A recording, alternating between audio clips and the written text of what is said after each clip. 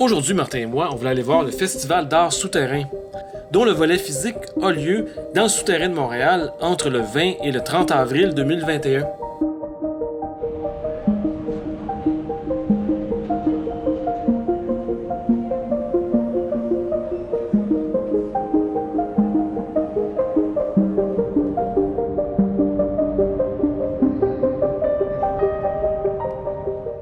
Ça avait très bien commencé. Au Palais des Congrès, il y a plusieurs œuvres d'art de différents styles qui valent vraiment le déplacement.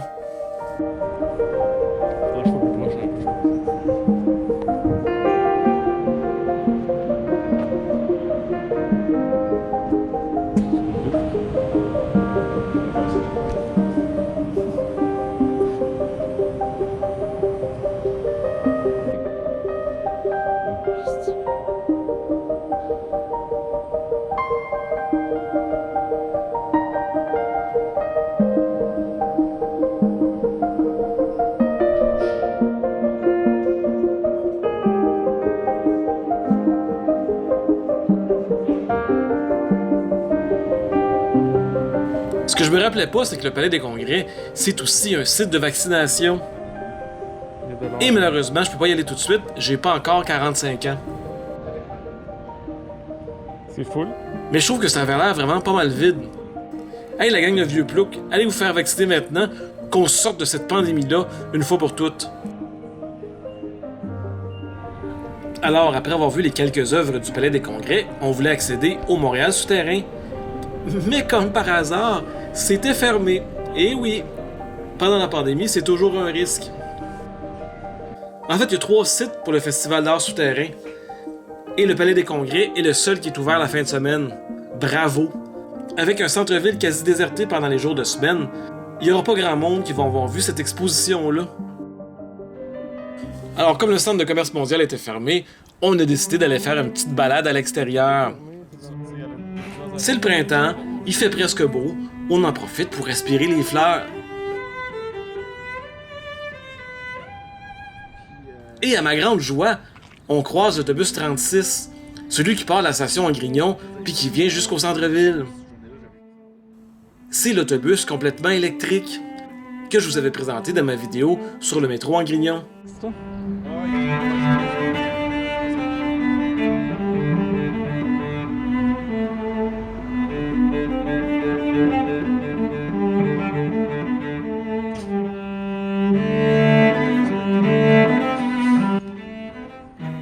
Et une fois rechargé, il est reparti. Et nous, on est retourné à l'intérieur. Je vais faire un spot monolithique. On se croirait dans un vaisseau spatial. Vous m'entendez peut-être pas bien parce que j'ai mon masque. Mais ici, c'est ouvert. Il y a Martin qui est gêné.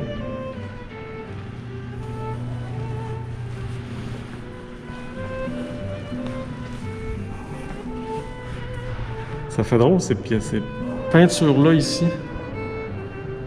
C'est mode de vie super simple, traditionnel, dans une place. Je crois pas que les œuvres d'art à cet endroit faisaient partie du festival d'art souterrain. Là, on arrive ici, puis là, le lien est fermé, puis même que le mobilier est en train de se décrencher. C'est décrenché. Puis le passage est fermé. Fait qu'est-ce qu'on fait? On revient sur nos pas pour à peu près 300 mètres. C'est super. Joie!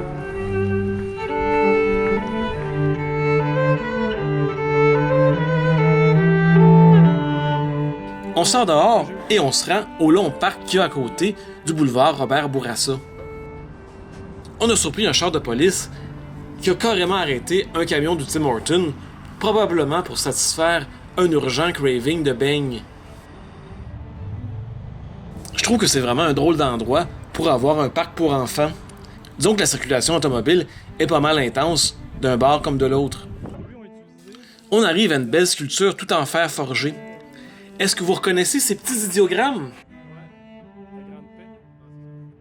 Ben moi je les reconnais. Ce sont les dessins qui représentent les tribus amérindiennes qui ont signé le traité de la Grande Paix en 1701. Ben oui, ça fait 320 ans cette année. Je vais vous en parler bientôt de la Grande Paix dans une autre vidéo.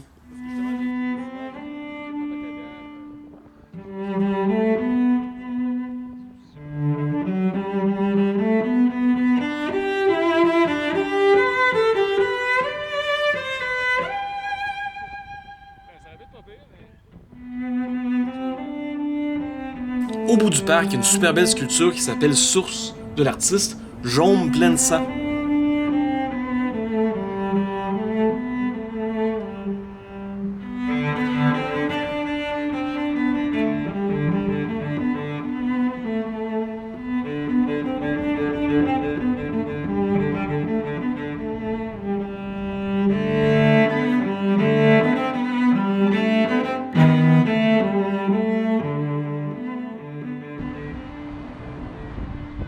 Elle est là depuis 2017, depuis le 375e anniversaire de la ville de Montréal.